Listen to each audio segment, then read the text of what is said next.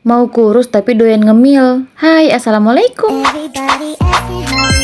Kali ini saya mau buat cemilan pisang coklat karena kebetulan dapat kiriman pisang dari mertua di kampung. Bahannya itu tidak banyak, cuma kulit lumpia, pisang masa, coklat, sama terigu yang untuk pakai perekat. Ini sudah yang dibilang mau kurus tapi doyan makan.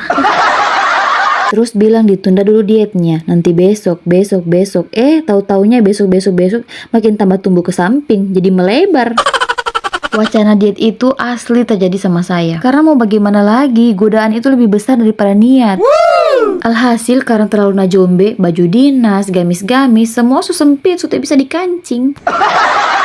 Saya yakin ibu-ibu yang lagi nonton videoku ini pasti juga begitu. Akhirnya sudah selesai saya gulung-gulung ini pisang coklat. Saatnya kita goreng. Awen doe mate kak, capun nih gas kupale ini. Dede.